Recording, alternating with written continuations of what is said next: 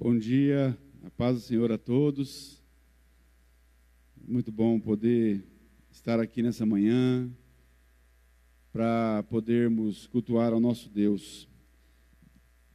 Hoje nós vamos estudar a lição de número 16. Eu quero que você abra a Bíblia na carta do apóstolo Paulo aos Colossenses, no capítulo de número 3. Colossenses, capítulo de número 3.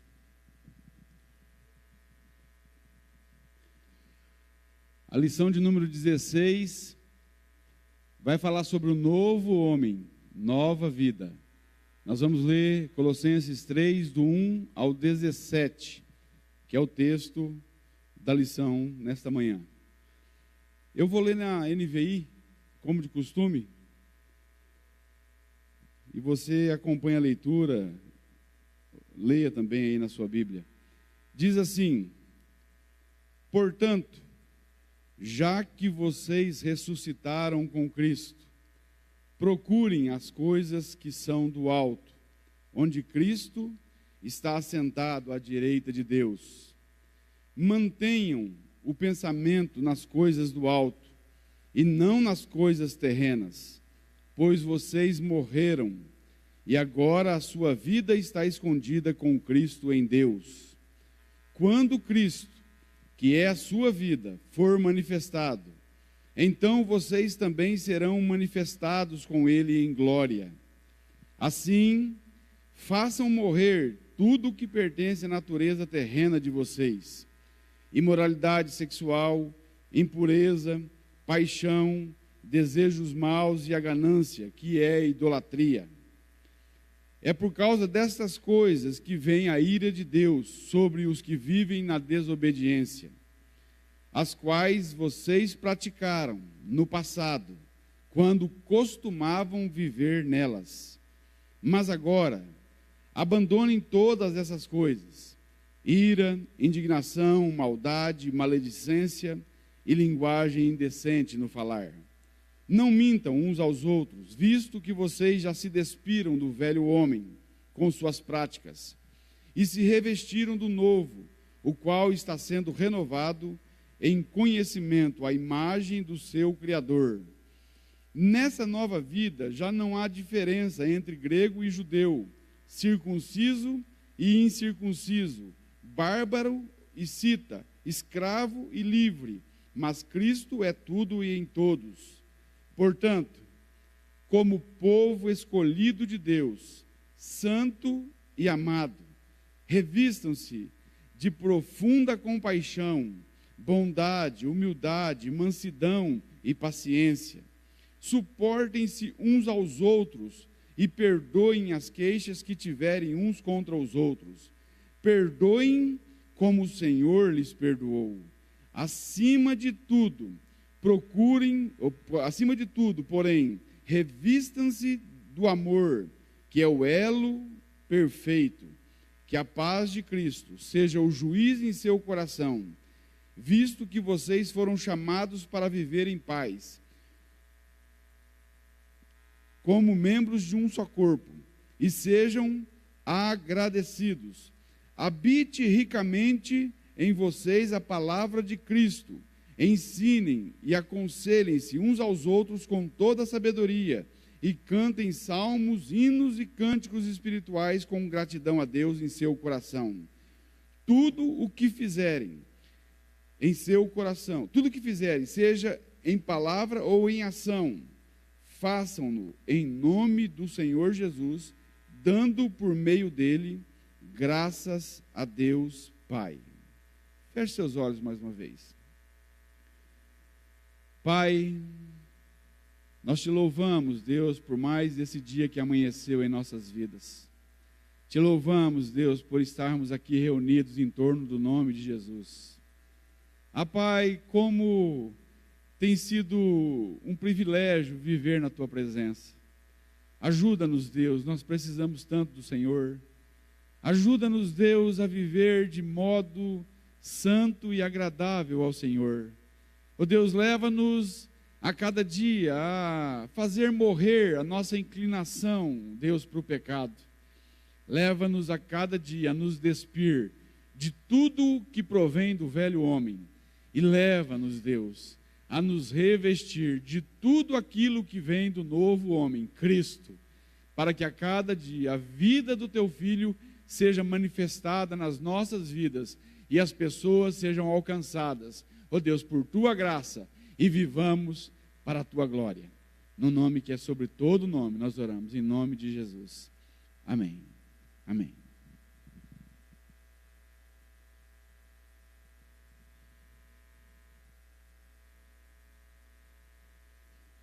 Bem, o alvo da lição é conscientizar-se da sua condição de novo homem, a fim de que possa viver como tal, experimentar a verdadeira comunhão com Deus e com os irmãos, e desenvolver a nova vida que Cristo propõe a nós. Porque nós fomos chamados por Deus para viver de modo santo perante Ele. Você pode ver que o texto vai dizer: vocês são um povo escolhido de Deus, santos e amados. Isso é glorioso, porque é Deus que nos santifica, é Deus que nos ama.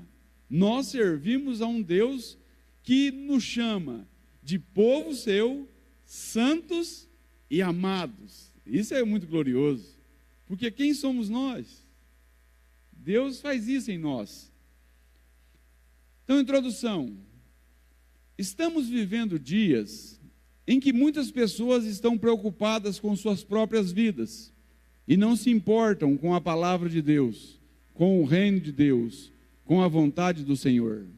Porém, nós cristãos fomos alcançados por Deus para viver pautados na vontade dEle, nas coisas do reino dEle, para a glória dEle. Paulo, em Colossenses 3, nos exorta a definir como prioridade a busca por Deus, buscando as coisas que são de cima, pensando nas coisas do alto, procurando anular e mortificar a ação que a velha natureza exerce em nós, morrendo para nós mesmos, renunciando, buscando manifestar a vida que há em nós por Cristo, para amar o próximo e amar a Deus de todo o nosso coração. Bem, logo no começo de Colossenses, Paulo escreveu: portanto, já que vocês ressuscitaram com Cristo. Paulo, ele não está falando aqui para pessoas ímpias. Ele está falando para a igreja, para irmãos que foram alcançados por Deus, por sua graça, irmãos que nasceram de novo, irmãos que tiveram as suas vidas transformadas pelo poder do Evangelho, pessoas que morreram com Cristo e ressuscitaram com Ele.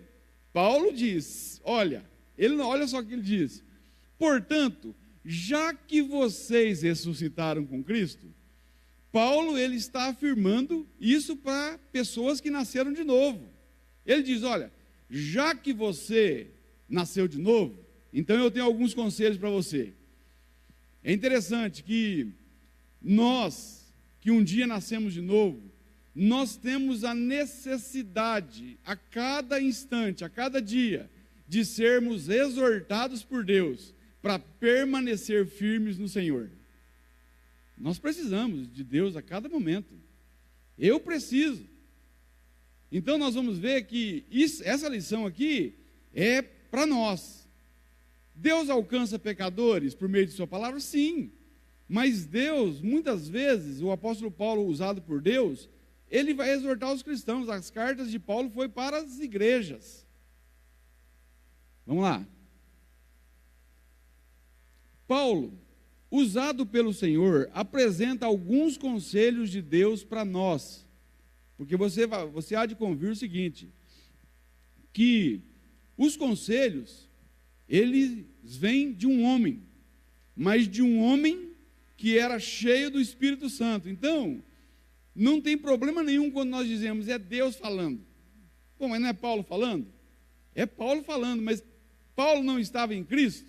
Não tinha a mente de Cristo? Sim, ele tinha a mente de Cristo. Então, os conselhos vêm de Deus, para mim e para você. Alguns conselhos de Deus para nós. Primeiro conselho: buscai as coisas que são do alto.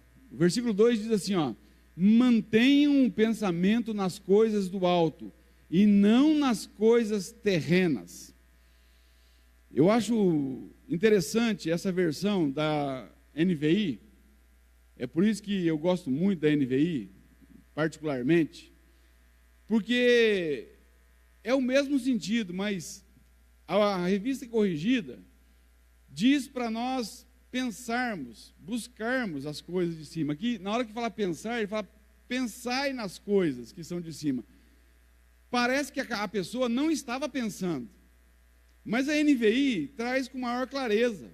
Diz assim, ó: mantenham um pensamento. Por quê? Porque se eu digo para você pensar em alguma coisa, pode ser que você nunca tinha pensado antes. Mas um cristão nascido de novo, é impossível que ele não tenha pensado nas coisas que são do alto. Então Paulo, ele fala: mantenham o vosso pensamento nas coisas que são do alto. Porque você e eu, nós já pensamos sobre isso. Então Paulo, ele vai dizer o imperativo para continuarmos nesse pensamento, para mantermos o pensamento nas coisas que são do alto. Eu gostei muito da abertura que o Elivan fez. É justamente aquilo, buscar o Senhor. Agora, a pergunta é: nós estamos de fato buscando? O que estamos buscando? Será que eu estou buscando as coisas do alto?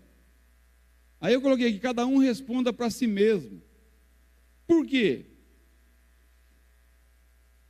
Visto que você nasceu de novo, aí eu falo, o Ricardo diz isso muito, né? Se é que você nasceu de novo, o apóstolo Paulo dizia isso muito.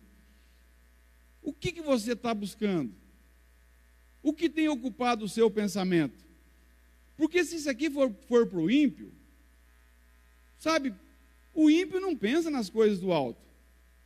O pensamento dele está longe. Ele vive segundo a sua própria inclinação terrena e pecaminosa. Mas Paulo aqui está falando para irmãos, para cristãos.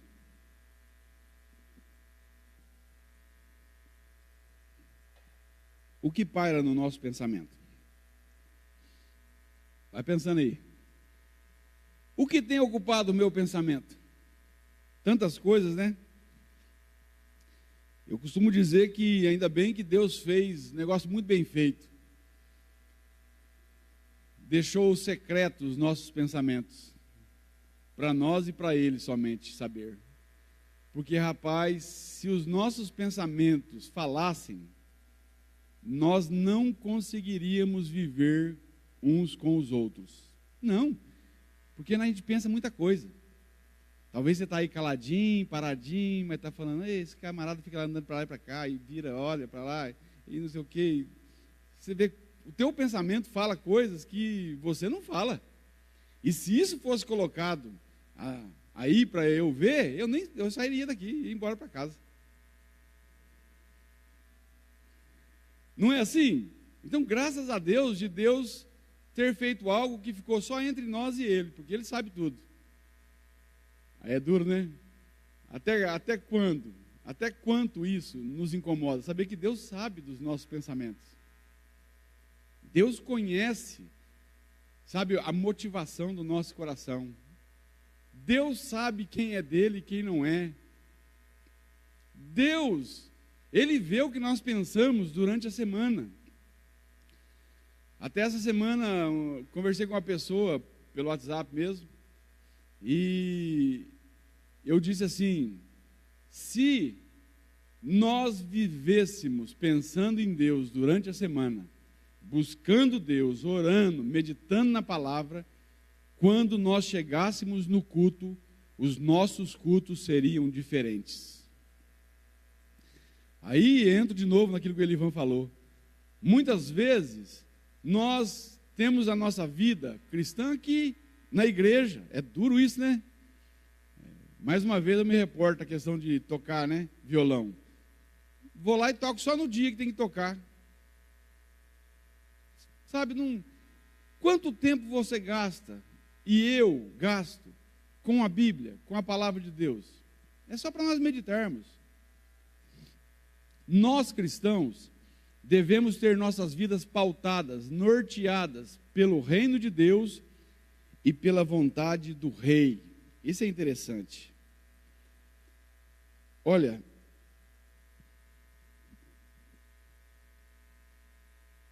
a cada dia, nós precisamos entender que nós fomos alcançados por um reino inabalável.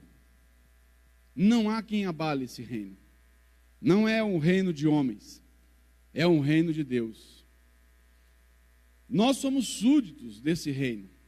Agora, será que nós vivemos como súditos desse reino? Será que realmente o rei é glorificado nas nossas ações e reações? Quando olhamos, eu fiz algumas anotações aqui. Quando nós olhamos para as coisas que são de cima, nós sentimos alegria em meio aos problemas dessa vida. A alegria que vem de Deus é algo inexplicável. Porque um cristão, ele pode sentir alegria no meio da adversidade. Ele pode sentir alegria mesmo quando ele está em sofrimento. É por isso que eu costumo dizer que, muitas vezes, o meio cristão tem uma ideia muito equivocada do sofrimento. Parece que o sofrimento é uma coisa que veio do diabo, para atrapalhar, para atazanar, para destruir a gente. E eu já olho para o sofrimento, muitas vezes, como ferramenta de Deus, para nos aproximar a Ele. Não que Deus precise disso, mas muitas vezes nós precisamos disso. Então, eu vejo o profeta Abacuque. O profeta Abacuque, ele expressa a sua alegria no momento de dificuldade, no momento de escassez, no momento de sofrimento. E o profeta diz assim: ainda que a figueira não floresça, ainda que não haja fruto na vide, o produto da oliveira minta, não haja vaca nos currais, está tudo errado, está tudo dando errado, ainda que o emprego que eu quero não venha, ainda que o filho que eu espero não venha, ainda que, tem muitos ainda que. Aí Abacuque diz: todavia, eu me alegrarei no Senhor, e exultarei no Deus da minha salvação. Então, nós precisamos buscar a cada dia esse reino. Nenhum bem desse mundo trará maior alegria e felicidade do que viver na presença do Rei. Vivemos numa insegurança terrena, mas vivemos numa segurança eterna. Nossa vida, muitas vezes, é afetada pela maneira que vemos as coisas. Se olharmos numa perspectiva terrena, numa perspectiva passageira, nós muitas vezes vamos sofrer mais do que se olharmos numa perspectiva eterna. Muitas vezes nós olhamos para as coisas tão somente com um olhar terreno, não olhamos para as coisas com um olhar de vida eterna. E aí tem muitos exemplos na Bíblia, né? De pessoas que sempre olharam para Deus. Eu vejo Davi, quando Davi vai à guerra com Golias, ele chega e vê um gigante, e os camaradas tudo dizem: olha aí o gigante. O povo de Israel estava olhando para quem? Para o gigante Golias. E Davi diz: quem é esse incircunciso que está afrontando Deus de Israel? Rapaz, ele olhou para quem? Para Deus. E aquela perspectiva dele mudou a vida dele naquele momento e mudou a história de Israel, porque Davi foi e venceu Golias. Ele olhou para Deus. Quando o sofrimento vem, nós olhamos para quem? Para onde? Nós olhamos muito para o problema, olhamos muito para o sofrimento, muito para a dor, e olhamos muitas vezes pouco para o Senhor. Temos que inverter isso. Se olharmos numa esfera terrena, sofreremos mais, e muitas vezes seremos abatidos pelo desespero. Aí vem Paulo, e Paulo diz algo interessante. Por que buscar e pensar nas coisas que são do alto? Por quê? Por que que eu preciso buscar e pensar nas coisas que são do alto? É interessante que o próprio texto responde. Olha só. Porque já estáis mortos, e a vossa vida está escondida com Cristo Jesus. A Bíblia traz uma verdade de que nós morremos com Cristo. Então nós não pertencemos mais a nós mesmos. As nossas vidas, nós fomos comprados por Deus. E se você foi comprado por Deus, você já não pertence mais a si mesmo. Então nós morremos. Agora, que direito tem um morto? Estais mortos. O cristão morreu para o sistema do mundo, por meio da fé e da união com Cristo na sua morte e ressurreição. Morremos para muita coisa. Nós morremos para nós mesmos. Nós morremos para a lei. Nós morremos para o inimigo, que não tem poder mais sobre nós, contra as nossas vidas.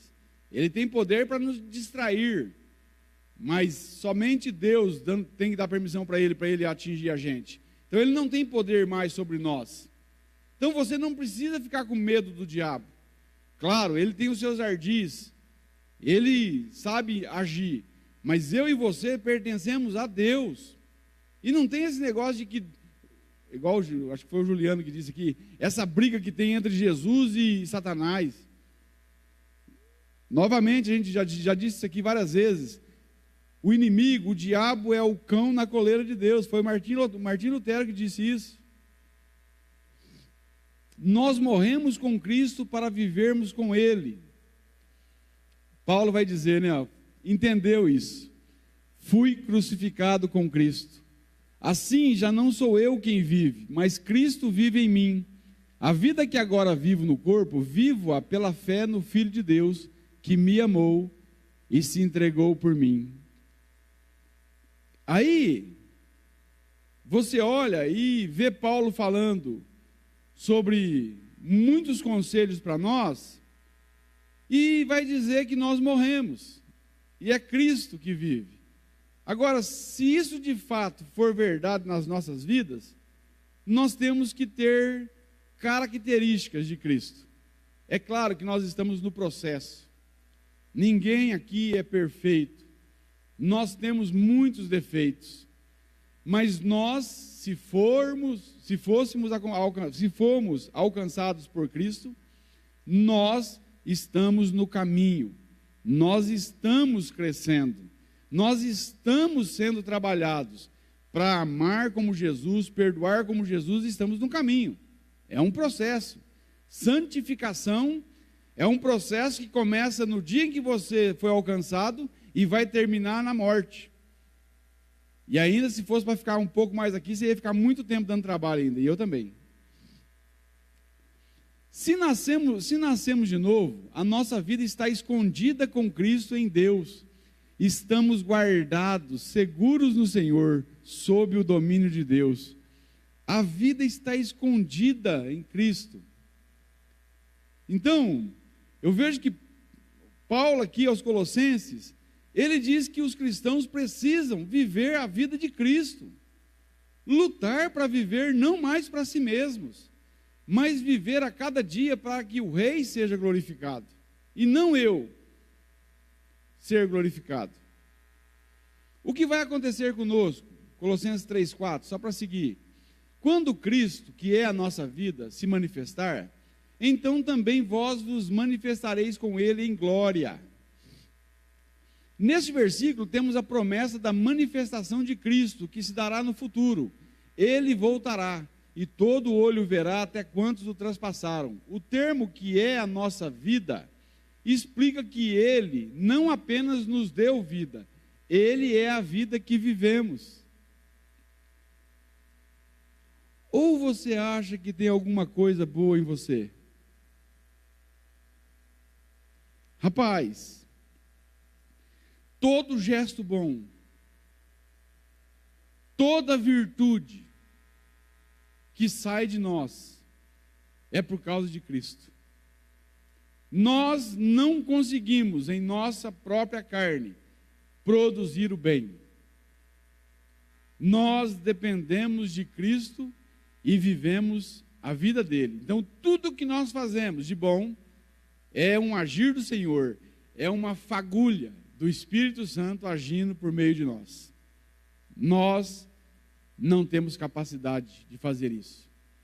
A nossa velha natureza mostra isso. É só você olhar para ver quem você era sem Jesus. E você vai ver o que você é capaz.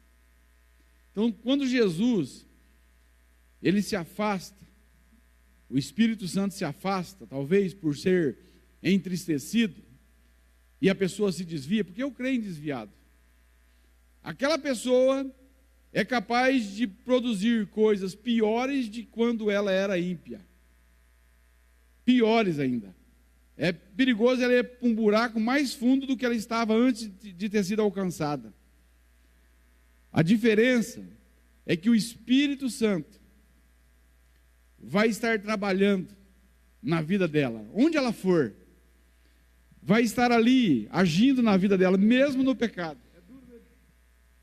E acontece isso, mesmo no pecado. Só um pouquinho. Eu lembrei daquela moça que se desviou e ela começou a fazer coisas horríveis, piores do que ela fazia. E ela acabou numa boate. Foi trabalhar na boate. Um dia, o pastor dela também se desviou. E o camarada afundou-se no pecado. E um dia aquele pastor foi até aquela boate onde ela trabalhava.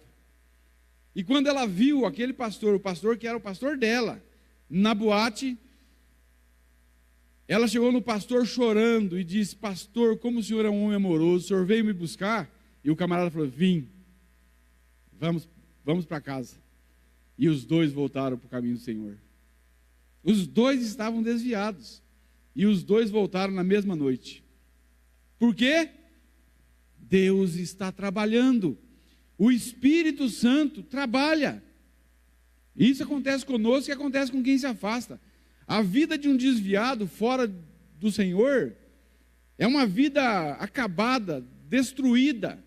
É uma pessoa que nunca mais vai ter paz na vida, enquanto não voltar para o Senhor. Entenda isso. Às vezes a pessoa fala assim: eu vou lá me jogar na lama um pouquinho, né? É bom. Não faça isso. As consequências do pecado é algo horrível. Produz marcas em nós que às vezes demora muitos anos para sair de nós. Na volta de Jesus seremos manifestados com Ele em glória. Olha, isso aqui eu peguei da lição. Mas eu creio que, imagina assim, na volta de Jesus, nós vamos saber quem é dele e quem não é. Os verdadeiros cristãos vão ser manifestados com Ele, porque vão estar ali com Ele. Então, nós veremos quem é e quem não é. Seguindo, Colossenses para hoje. Nós devemos buscar viver o reino de Deus em todo lugar que estivermos. Buscar o reino de Deus em primeiro lugar é buscar viver como súdito desse reino em todo lugar, por onde eu for. Olha, buscar a Deus em primeiro lugar, Jesus diz: buscai, né, a Deus em primeiro lugar e o seu reino, a sua justiça em primeiro lugar. Mas o que é buscar a Deus em primeiro lugar? É vir na igreja? Não, não é só vir aqui, aqui faz parte, é uma das coisas.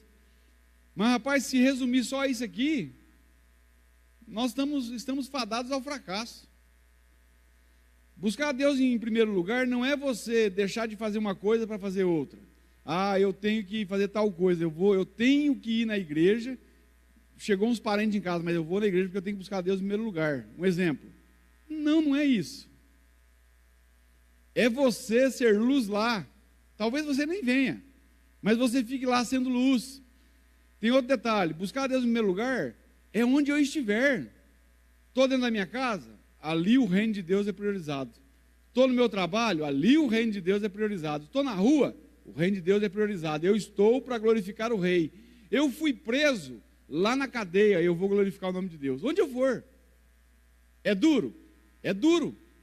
Mas não aconteceu com Paulo, com tantos outros? Eles viveram o reino de Deus onde eles pisavam. É isso que nós temos que fazer. Procurar fazer, buscar fazer, nos esforçar para fazer.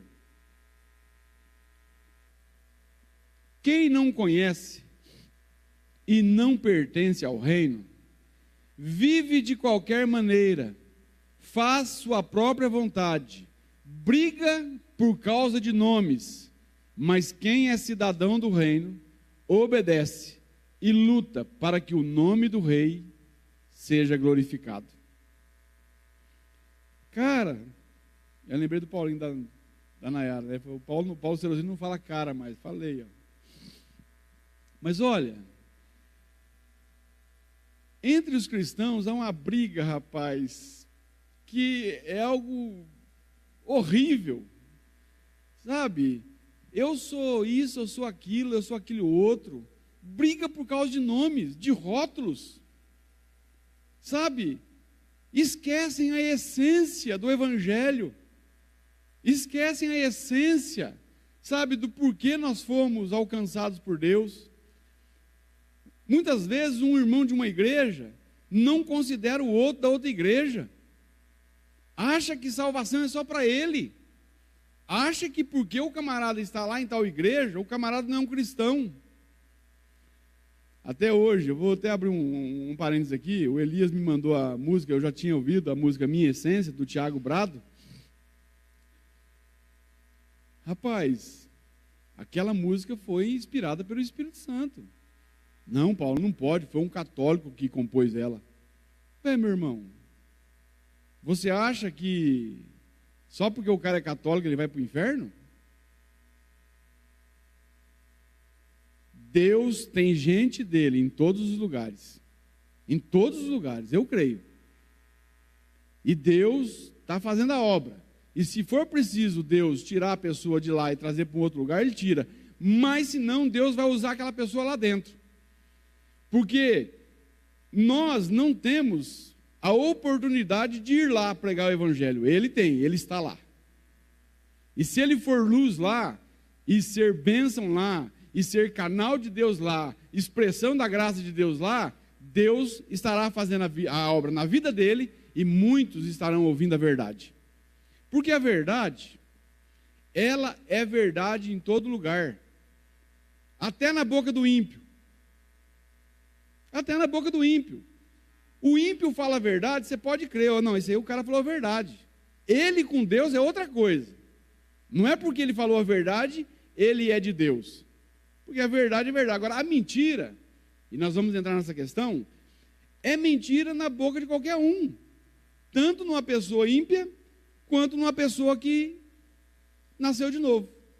Não deixa de ser mentira. Você pertence ao reino de Deus? Você glorifica o Rei, que é Jesus? Alguns conselhos de Deus para nós. Primeiro, buscai as coisas do alto. Segundo, mortificai a vossa carne. Olha só o que o apóstolo Paulo diz. Assim, façam morrer tudo que pertence à natureza terrena de vocês. Colossenses 3:5. O cristão deve assumir o firme propósito de matar a sua natureza carnal, por causa da sua íntima e profunda ligação com Cristo. Trata-se de uma verdadeira abnegação. É renúncia a cada dia. Nós vivemos a cada dia, indo para a cruz, sendo levados como ovelhas ao matadouro. Eu preciso morrer para mim mesmo. Eu preciso, e para isso, eu tenho que fazer morrer a minha natureza pecaminosa.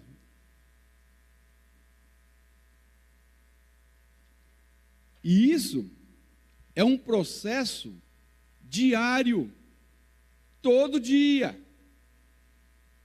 O velho homem que eu matei ontem, eu preciso matar hoje, que o desgramado ressuscita. É duro isso. Não podia esse negócio ter já acabado com esse negócio já, e não ter problema? Né? Não podia. Mas o que faz, muitas vezes, nós glorificarmos a Deus? Não é justamente o agir dele nas nossas vidas? Quantas vezes, olha, quantas vezes eu caí, sabe, e eu chorei na presença de Deus, e Deus foi lá e estendeu a mão para mim, e me trouxe de volta para Ele. Sabe, esse processo, rapaz, faz a gente ver um Deus que não se ausentou, um Deus que está perto, um Deus que está estendendo a mão, um Deus que perdoa, um Deus que ama como Pai. Imagine você se você caísse e não tivesse nenhuma mão que te levantasse, que não tivesse esse processo de você fazer morrer a tua velha natureza. Faz parte da vida cristã, é uma luta diária. Embora a conversão inclua mudança de direção, mudança de mente, precisamos mudar nossas atitudes, fazendo morrer a nossa carne. É uma luta diária e constante. Está aí. Paulo, prosseguindo, vamos pegar Colossenses 3, do 5 ao 9. Paulo cita 7 coisas que precisamos nos despir. Assim, façam morrer tudo o que pertence à natureza terrena de vocês: imoralidade sexual, impureza, paixão, desejos maus e a ganância, que é a idolatria. É por causa dessas coisas que vem a ira de Deus sobre os que vivem na desobediência, as quais vocês praticaram no passado, quando costumavam viver nelas. Mas agora abandonem todas essas coisas: ira, indignação, maldade, maledicência e linguagem indecente no falar. Não mintam uns aos outros, visto que vocês já se despiram do velho homem com suas práticas. É interessante que a Bíblia, ela mostra que nós somos de Deus. Como assim, Paulo? É por isso que tem muita gente que não consegue entender Bíblia. Por quê? Nunca nasceu de novo. Quando eu li um texto desse aqui, antes do novo nascimento, eu não via graça. Eu não via nenhum motivo para crer. Porque o texto vai dizer assim, ó: é por causa dessas coisas que vem a ira de Deus sobre os que vivem na desobediência. Imagine um ímpio lendo isso aqui. Aqueles que vivem na desobediência. Ele vai falar assim: ué, sou eu. Isso aqui sou eu. Ele não vai, muitas vezes ele não vai se identificar. As quais vocês praticaram no passado. Não estou entendendo. Como as quais praticaram no passado? Eu pratico isso ainda. Quando costumavam viver nelas. Aí o cara pensa assim: mas quando eu parei de viver nelas? Agora, para um cristão que nasceu de novo, faz todo sentido, cara. Se você está vivendo assim, você bate o olho assim e fala: cara, isso aqui está falando para mim. É comigo que esse negócio está falando. Está mostrando a realidade da minha vida. Uma das coisas que mais me chocou e chamou a minha atenção, eu fiquei embasbacado na Bíblia, já disse isso aqui, foi quando a Bíblia começou a mostrar do jeito que eu estava vivendo.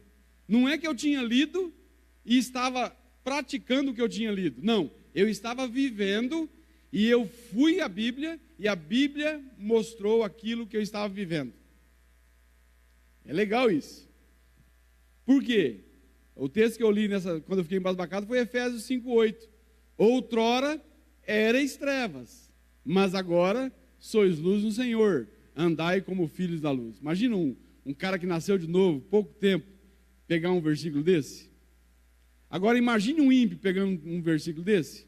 Outrora erais trevas. Isso aqui não entende isso aqui não. O cara é treva ainda. Não bate com ele. Ele é treva. Aí Paulo vai citar 7 coisas. Olha só.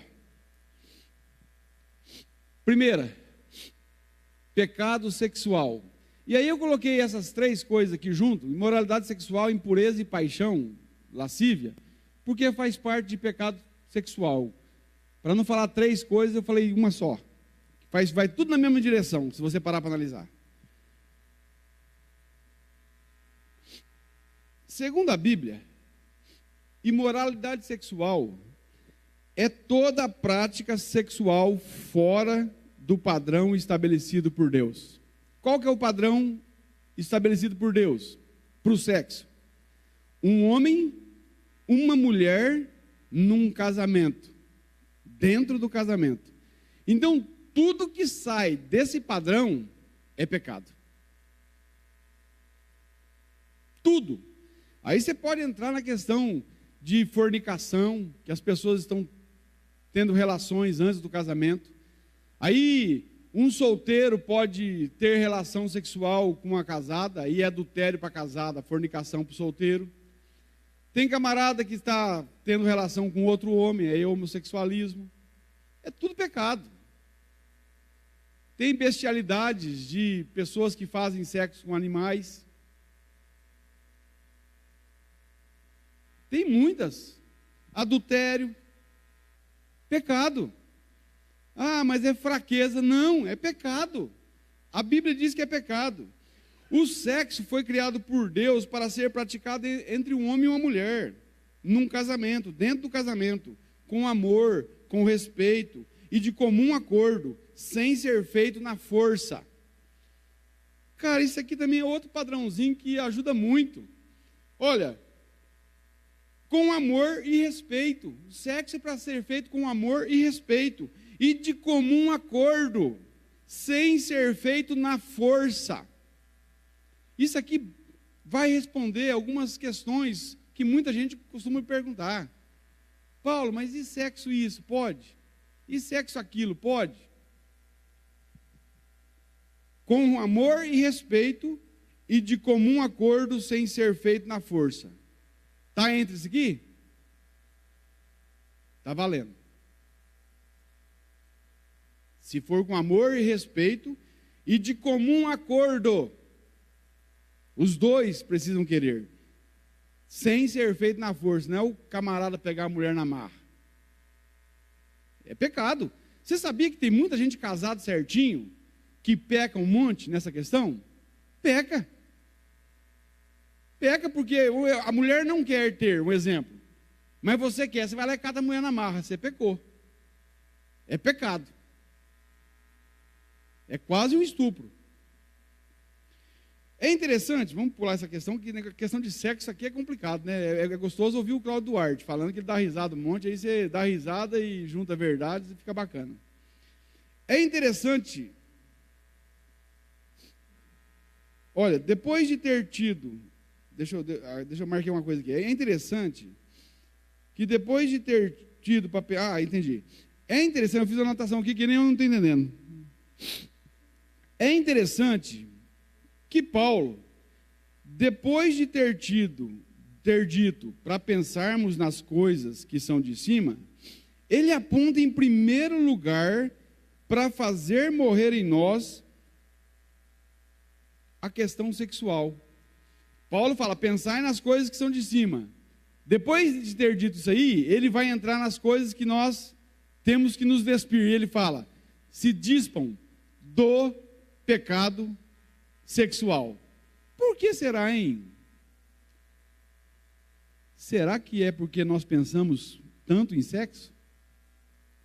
Será que é porque o sexo ocupa tanto a nossa cabeça, a nossa mente? Eu fiquei me perguntando isso. O mundo só pensa naquilo. Só pensa naquilo. Isso é tão sério que você vai para a Bíblia, você vai ver homens de Deus caindo nesse pecado sexual. Muitos. Davi, Salomão, Sansão. Os camaradas pecaram feio nesse quesito. Por quê? Porque não olharam para Deus, olharam para o próprio prazer. E por causa disso, caíram. A Bíblia, ela vai pedir para a gente fugir de toda aparência do mal. Ela vai pedir para a gente fugir da questão do pecado sexual. É fugir, não é tentar resistir. O diabo você pode resistir e se sujeitar a Deus, que ele vai fugir de você. Mas não faça isso com uma mulher. Eu estou falando para os homens agora. A Bíblia não pede para você resistir. Pede para você, cai fora, camarada. Cai fora. É por isso que homem e mulher, muitas vezes, não pode ficar no lugar sozinho. É que aquilo com Jesus lá no poço, lá, foi algo assim, com ele lá e naquela época lá. E ele estava num poço também. É problema isso aí. E ele era Deus, justamente. Vamos correr, vamos pular essa questão do sexo.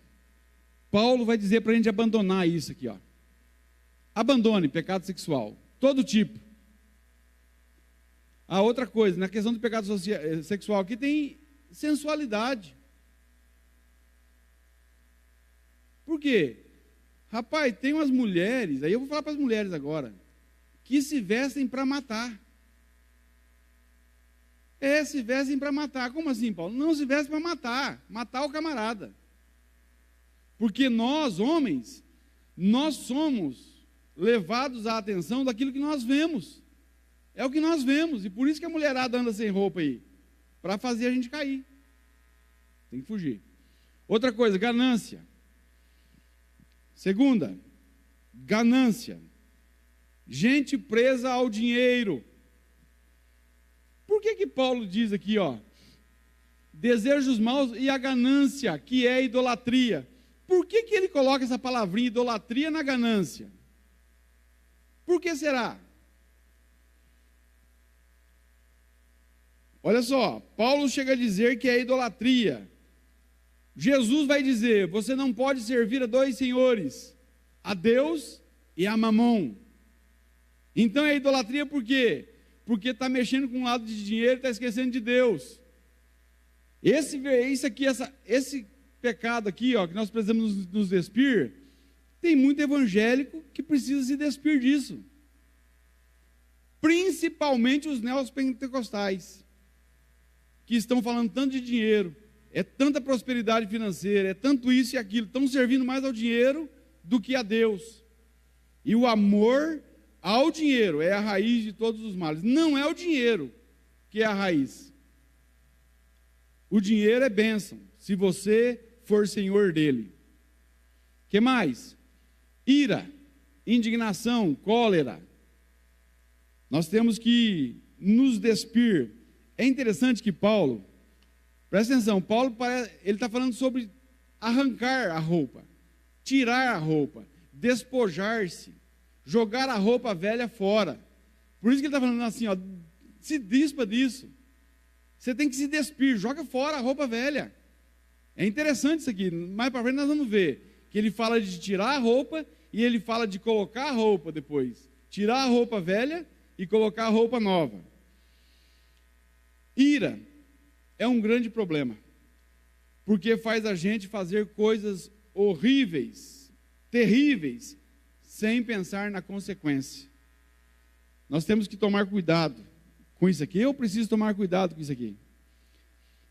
Olha, por que Deus, quando fala sobre disciplina de filhos, eu já disse isso aqui, fala para a gente bater com vara? Eu acho que envolve essa questão de ira. Por quê? Se o filho faz alguma coisa errada e você está ali perto, você pega ele, você vai bater nele irado. E você vai machucar ele. E você não vai disciplinar ele. E outra, você vai bater com chinelo, com o que tiver na frente. É ligado à ira.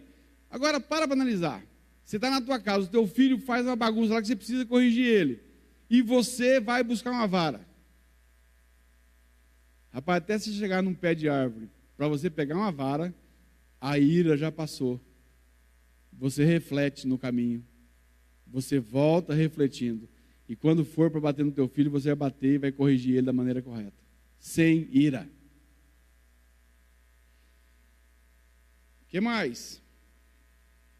Paulo vai falar: abandonem a maldade. Abandonem a maldade. O cristão pode ser mau? Estranho, né? Parece que Paulo está falando um negócio aqui que não bate, não. Abandonem a maldade. Cara, o que tem de gente ruim, o que tem de gente que nasceu de novo e é má, precisa se despir disso aqui, quer o mal dos outros, quer que as pessoas se acabem.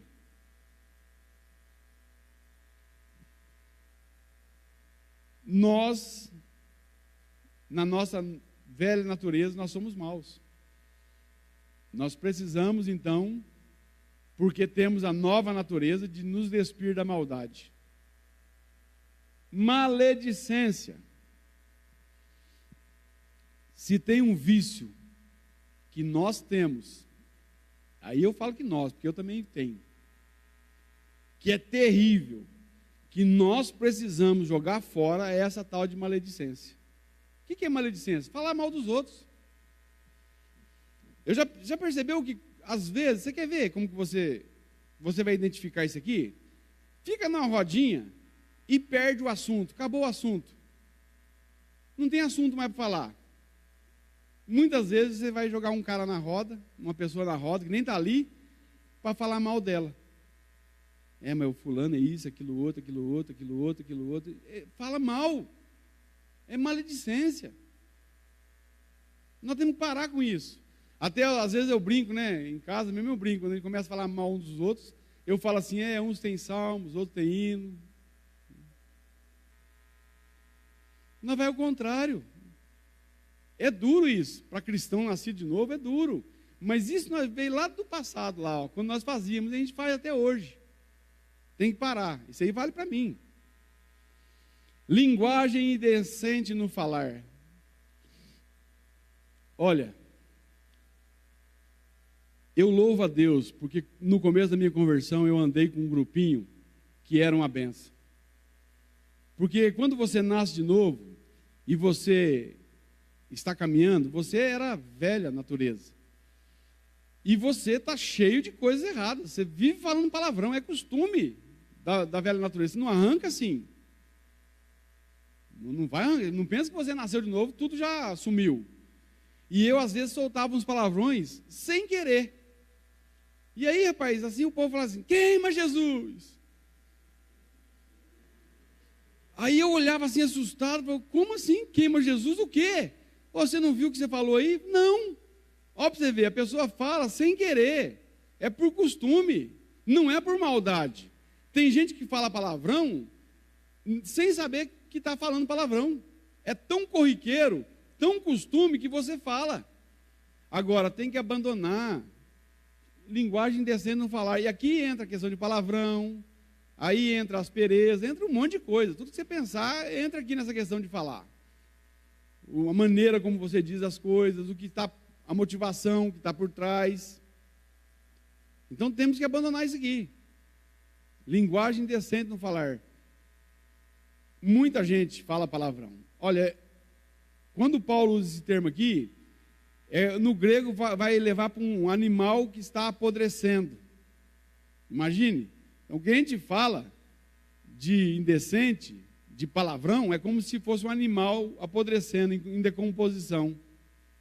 Não é isso que Deus quer para nós. Jesus do céu, 10:11 já. Opa, vamos voltar aqui um pouquinho. 7ª, mentira. Mas crente mente. Os de lá do Colossenses mentiam.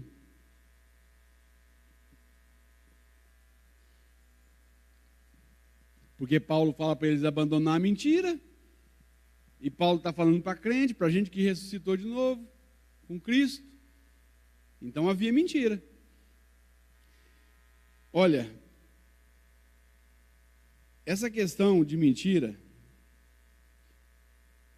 até disseram uma vez que o diabo era o pai do rock, né? Não, o diabo não é o pai do rock, não, porque eu gosto de rock pra caramba. Mas é o pai da mentira. Ele sim é o pai da mentira. Rapaz, se tem uma coisa que me deixa chateado, é eu saber que a pessoa está mentindo. E ainda tem mais, o diabo é tão sujo, que ele faz uma pessoa mentir e a outra descobrir. Um dia eu estava no consultório dentário, e eu sentei lá, estava meia hora esperando, rapaz, de manhã, antes de ir para a firma. A moça vem e fala que o doutor não estava, e eu já tinha ouvido a voz do doutor lá dentro. Eu saí e disse, antes eu olhei para ela e falei assim, ó, fala para o doutor que o diabo é o pai da mentira, e que fazendo isso ele se tornou o filho do diabo. Falei. E o dia que eu fui lá outra vez, falei para ele entender isso aí. Então, você vê que é um problema grande. Jesus, ele diz que nós devemos morrer para nós mesmos. Quem quiser vir após mim, negue-se a si mesmo. Tome a sua cruz e siga-me. E aí nós temos que despojar de tudo isso. Vamos correr porque tem muita coisa. Vou pular isso aqui.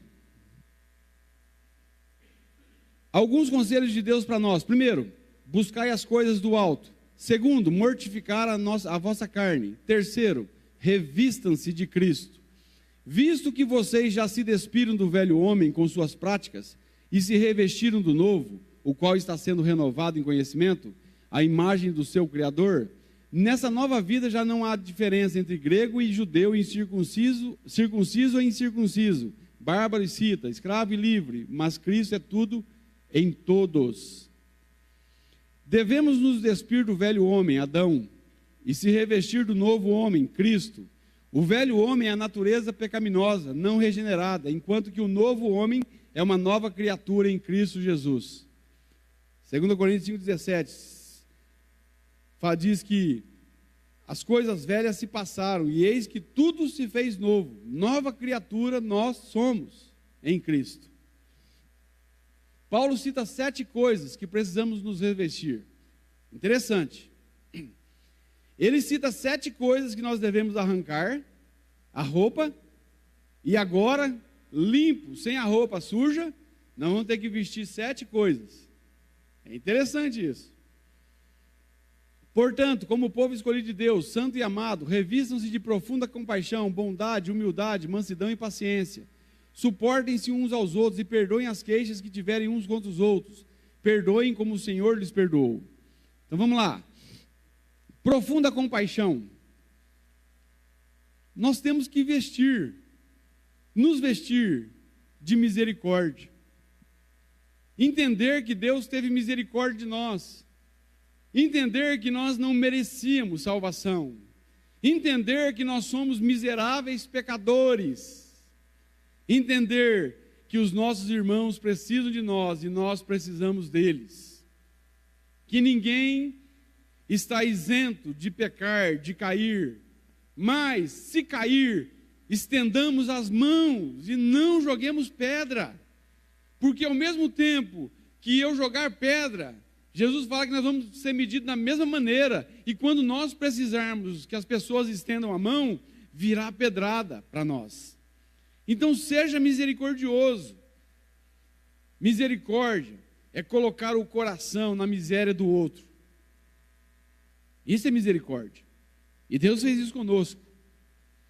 Bondade, generosidade, desejo pelo bem do outro. A Bíblia vai dizer, chorai com os que choram e alegrai com os que se alegram. É fácil chorar com os que choram, mas é difícil às vezes alegrar com os que se alegram. É estranho isso. O camarada perdeu o emprego,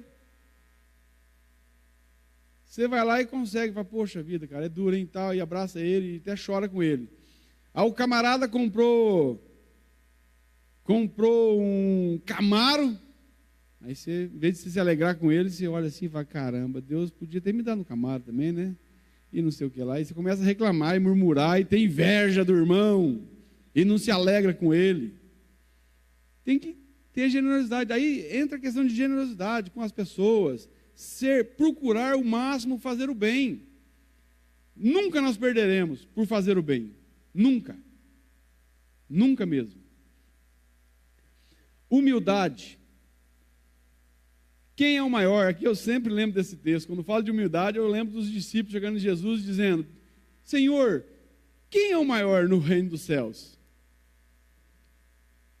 Aí talvez eles esperavam dizer: é o João, é Pedro, é Tiago. Aí Jesus pega o menininho, põe no meio deles e diz: ó, se vocês não se converterem e se tornarem humildes como essa criança, vocês não vão entrar no reino. Nem entrar vocês vão. E vocês estão preocupados aí com quem é maior. Você já percebeu que nós vivemos dias em que os evangélicos, muitos deles, querem ser os maiores? Nariz empinado, querem fama, querem os holofotes sobre eles. Deus está me honrando. Eu sou cabeça e não sou cauda. É uns versículos que os caras usam das Bíblias para poder dizer que eles são bambambam. Nós devemos nos humilhar perante o Senhor. Tiago 4,10. Humilhai-vos perante o Senhor, e Ele vos exaltará. Essa questão de humildade, se a pessoa dizer, eu sou humilde, já perdeu a humildade, porque humildade vem do Senhor e das pessoas em reconhecerem isso, que você é humilde. Agora, se você dizer, olha, eu tenho orgulho da minha humildade, já era, camarada. Já era. José do Egito, esse cara aqui era humilde. Por quê, Paulo? Ele é trazido da prisão, o coitado ficou 3 anos preso, sai barbudo, a Bíblia diz que ele faz a barba, se apresenta sobre o faraó, interpreta os sonhos de faraó. Sabe, o homem é sábio, o homem é de Deus, o homem é uma bênção. Aí o faraó diz assim: rapaz, que maravilha, hein? Você interpretou os meus sonhos. Talvez fosse outro lá e dizer, ó, eu sou o cara, né? Eu sou o cara. José diz: o Deus a quem eu sirvo me deu a interpretação dos sonhos. Isto não está em mim, veio dele. É assim, a glória tem que ser dada a Deus. É Ele que faz as coisas acontecerem. Tiago 4,6, Deus, Ele dá graça aos humildes, mas rejeita os soberbos.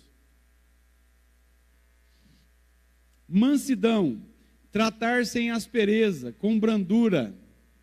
Nós precisamos ser mansos. E ser manso aqui não quer dizer que você seja um... Puxa vida, eu ia falar já ia falar uma palavra mais ou menos. Não quer dizer que você é frágil. Não quer dizer que você é delicado. Não é isso. Manso é tratar com brandura. Que mais? Longanimidade. A palavra é até grande, eu acho, por causa da questão de ter paciência, né? Paciência para suportar afrontas, sem revidar. Porque nós, quando um camarada chuta a tua canela, você faz o quê? O cara chuta lá embaixo e leva aqui em cima, né? É ou não é? Por quê? Nós somos maus. Nós revidamos muitas vezes. Nós queremos o mal, queremos que a pessoa se estrepe. Tolerância. Aqui é interessante isso aqui, porque aqui fala assim, ó, suportem-se uns aos outros e perdoem as queixas que tiverem contra os outros. Esse suportar aqui é diferente do suportar que nós falamos aqui, o Juliano mesmo usa, de ser suporte, de carregar o camarada nos braços, se preciso for. Mas esse suporte aqui não, é de tolerância, porque fala assim, ó, suportem-se uns aos outros e perdoem as queixas que tiverem contra os outros. É aceitar o irmão do jeito que ele é, quem não tem defeito. É ser tolerante com o outro. Suportar mesmo. O camarada é chato, mas tem que suportar. Tem que perdoar as queixas que tiverem contra ele. Por quê? Porque eu sou falho. Eu também erro. Eu também tenho um monte de defeitos. Imagine se as pessoas não fossem tolerantes comigo. Então, como eu, que recebo tanta tolerância, vou ser intolerante? Pensa aí. E Deus nos tolera. Imagina Deus, eu fico admirado. Por isso que tem um atributo de Deus, assim, que eu vejo que a questão de paciência e tolerância. Porque, olha, último, perdão. Perdoem como o Senhor lhes perdoou. Como Jesus perdoou? Irmãos, tem que perdoar só como Jesus perdoou. Só isso já vai estar bom. E como que ele perdoou? Aí eu vejo o camarada na cruz, né? Sendo morto por pessoas que estavam crucificando ele. E ele diz, Pai, perdoa. Eles não sabem o que fazem. E às vezes a gente tem dificuldade para perdoar algo que é tão pequeno. Colossenses para hoje. Já estou encerrando. Você tira uma roupa suja e coloca uma outra roupa limpa. Você se despe de uma postura errada e se veste de uma postura correta. O que precisamos deixar de ser e o que precisamos ser? Precisamos fazer um balanço, uma avaliação. A vida sem reflexão não é digna de ser vivida. Platão diz isso. A maneira como tem agido é certa? Tem coisas que precisamos tirar, outras que precisamos colocar. Ação de despir e revestir. O que eu devo tirar da minha vida? O que eu devo colocar, acrescentar na minha vida? Essas são perguntas aí para a gente refletir e fazer, e agir. O que devemos fazer? Acima de tudo, porém, revistam-se do amor, que é o elo perfeito, que a paz de Cristo seja o juiz em seus corações, visto que vocês foram chamados a viver em paz, como membros de um só corpo. Depois a gente vai entrar nessa questão desse outro texto aqui. Primeiro, o que devemos fazer? Nos revestir do amor incondicional, pois sem ele tudo é vão. É só você ler 1 Coríntios 13 e você vai ver o que é o amor. Revistam-se de amor. Sem amor, tudo é vão. Sem amor, eu posso fazer qualquer coisa que não valerá a pena. Então, ali diz assim, ó, revistam-se de amor. Tem muita gente que gosta desse negócio, eu sou escolhido de Deus, né? Eu sou eleito de Deus. Tá, então você é eleito de Deus, então faça tudo em amor. Isso é para nós. Essas características nós encontramos em Cristo. Se realmente nós amássemos, as pessoas desse mundo seriam impactadas pelo Evangelho. Se nós realmente amássemos, e aí eu digo no geral, a igreja, eu creio que não existiria pessoas nas calçadas jogadas, dormindo ao relento. Se nós realmente amássemos, o problema é que a gente não ama. O conserto para o mundo é o amor de Jesus. É ter essa característica principal, de ver o próximo e ajudar incondicionalmente, sem esperar que ele venha para a igreja, sem esperar que ele dê alguma coisa em troca. Não foi assim que Deus nos amou? Precisamos imitar Cristo nisso. Ser cristão é ser seguidor de Cristo, não é apenas um título, mas viver da maneira como Cristo viveu. Viver do jeito de Cristo, procurando a cada dia obedecê-lo, procurando fazer o que ele faria. O que Jesus faria? Se tivesse no meu lugar. Tem até um livro, né? Tem até um filme. Nós temos que nos revestir de amor. É o principal. Jesus, ele diz para nós amarmos uns aos outros, e amando-nos uns aos outros, nós seríamos conhecidos pelo mundo, que verdadeiramente seríamos discípulos dele. Jesus, ele amou como ninguém. É só olhar para o Evangelho, é só olhar para a vida de Jesus. Jesus amou como ninguém. Não vai ter na face da terra uma outra pessoa que vai amar tanto quanto Jesus. Olha, eu fico pensando assim que às vezes a gente coloca desculpa nessa questão de amar. Mas Romanos 5:5 diz que Deus derramou o amor dele no nosso coração. E nós temos, por causa dele, capacidade de amar. Por causa de nós não, mas por causa dele nós temos capacidade de amar. Viver em paz. Fomos chamados para viver em paz. Tem que haver paz no meio do povo de Deus. Não é guerra, não é briga, é paz.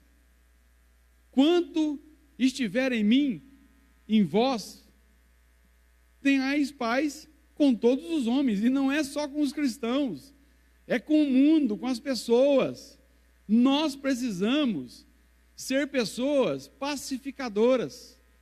Tem que haver paz em nós, para que muitas vezes, até no meio dos ímpios, a paz de Cristo seja notada e ele receba a glória. A glória é dele. Ser agradecidos. Paulo diz isso, né? Visto, chamado tal, e sejam agradecidos. Gratidão. O que nos impulsiona? Sabe, se tem uma coisa que leva a gente a ser grato, é saber que a gente é amado por Deus. É saber que em nós não temos méritos nenhum e Deus nos amou e entregou o Filho dele para morrer por nós. E ele transformou as nossas vidas. E se eu tenho hoje a alegria de viver, e se eu tenho amor, se eu tenho paz, é por causa dele. E isso me faz ser grato a ele.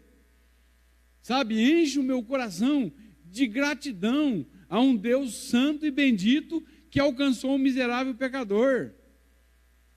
Se nós estamos no processo, caminhando para a glória celestial, nós devemos isso a Deus e nós devemos ser gratos. Gratidão. E aí eu falo de gratidão com Deus, mas nós devemos ser gratos um para com os outros. Ser grato pelas pessoas, pelos irmãos. Agradecer, sabe? Bendizer os irmãos. Ser cheios da palavra. Olha, Paulo diz: ensinem e aconselhem-se sempre uns aos outros com toda a sabedoria. Ensinem e aconselhem-se uns aos outros, ser cheio da palavra. E aí Paulo continua ali, eu coloquei como uma quinta opção, mas eu quero fazer um detalhe aqui. Você pode ver que Paulo, ele diz assim, ensinem e aconselhem-se uns aos outros com toda a sabedoria, e cantem salmos, hinos e cânticos espirituais com gratidão a Deus em seus corações. Ser cheio da palavra. Isso aqui é um culto. É um culto. Não só aqui na igreja, mas entre irmãos. E aí nós devemos ensinar a cada dia uns aos outros, aconselhar uns aos outros, exortar uns aos outros. Precisamos ser cheios da palavra. Por quê? Qual é a razão que nós cantamos? Aí eu entro na questão de cantar. Não é só adoração. Você já percebeu que nós somos cheios da palavra quando cantamos também? E aí é por isso que os hinos têm que ser bíblicos. É por isso que os hinos têm que ter base bíblica. E louvo a Deus, sabe? Porque aqui os hinos, eles são cantados para Deus. Eles têm base nas Sagradas Escrituras. Agora, nós estamos vivendo dias em que muitas músicas estão feitas para o homem. Tem muitas músicas falando de vingança, falando de dar o troco. Tem muitas músicas que estão falando apenas para o nosso ego, para inflar o nosso eu, dizendo que você, sabe, é uma beleza.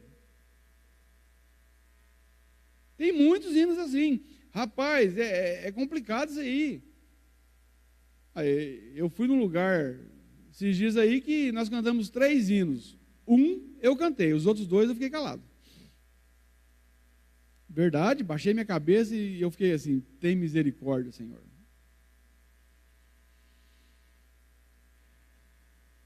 Cantar salmos, hinos e cânticos espirituais. E aí ele encerra tudo aqui, né? Tudo o que fizermos, seja em palavra ou em ação, façamos em nome do Senhor Jesus. Não é para você falar e dizer em nome do Senhor Jesus, em nome do Senhor Jesus, em nome do Senhor Jesus. Não é isso que está falando aqui. É obediência, submissão ao nosso representante, dando por meio dele, graças a Deus Pai. É por causa de Cristo, é por causa dele. Fazer tudo para a glória de Deus. 1 Coríntios 10, 31. Já disse isso aqui, acho que um dos versículos que eu mais digo aqui é esse aqui. Quer comais, quer bebais, quer façais qualquer outra coisa, fazei tudo para a glória de Deus. Lembrei do negócio. Vai ser muito. Mas eu vou voltar aqui.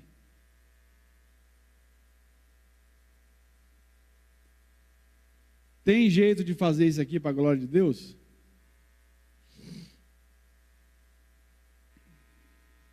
Será? Está vendo? Não tem jeito. Nada disso aqui glorifica a Deus. Nada glorifica a Deus. Não pense você que glorifica. Não glorifica. Deus está longe. Vamos voltar lá. Para encerrar.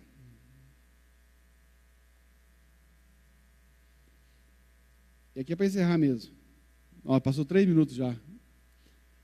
Mas eu achei bacana isso aqui. Eu já falei isso aqui uma vez, mas quando você fala, às vezes não assenta no coração.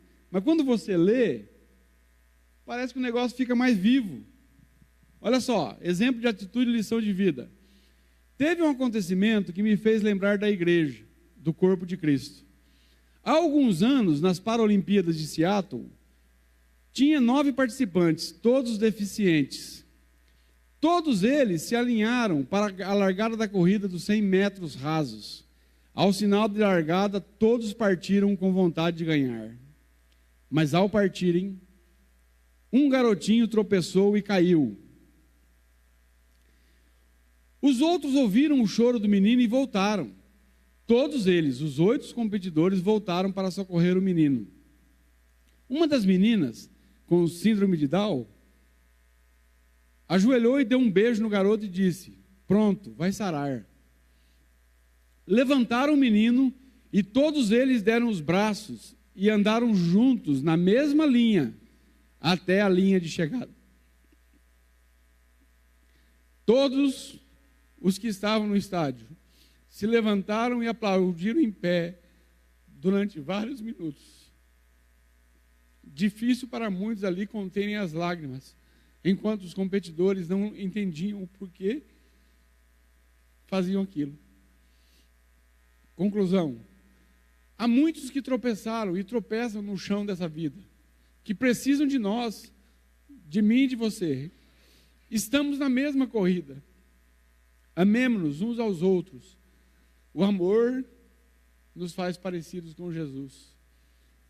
Uma pessoa com caráter de Cristo, modelada pelo exemplo de Cristo, sujeita à sua lei de amor, governada pela sua paz, habitada pela sua palavra, dedicada a ostentar dignamente o seu nome, de fato se revestiu da nova natureza e vive para a glória de Deus. Conclusão. Recapitulando, Paulo, usado pelo Senhor, apresenta alguns conselhos de Deus para nós. Primeiro, buscar as coisas que são do alto. Segundo, mortificar a vossa carne, despir, tirar a roupa. Terceiro, revistam-se de Cristo, revestir, colocar a roupa. Que Deus abençoe a todos. E vamos orar para terminar.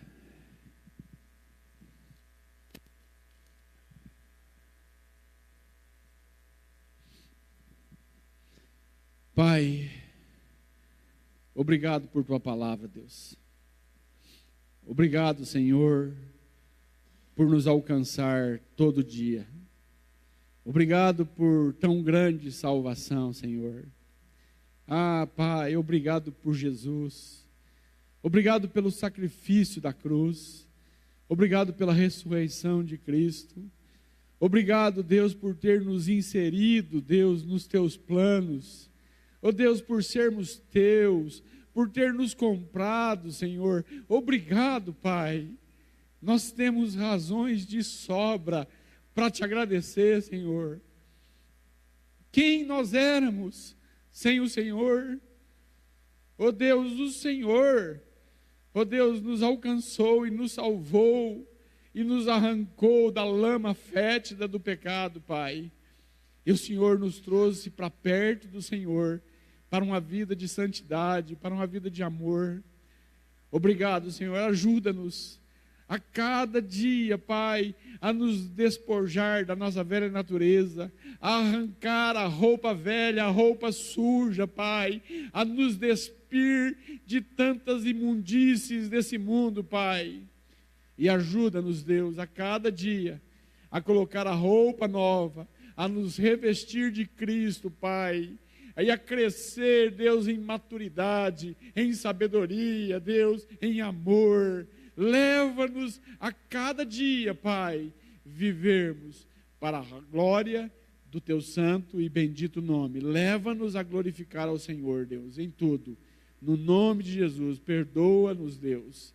Perdoa os nossos pecados, lava-nos com o sangue de Jesus e ajuda-nos a caminhar contigo, com os nossos irmãos, amando uns aos outros, Pai. Muito obrigado pela oportunidade, Deus, e pela Tua presença nas nossas vidas, em nome de Jesus. Amém.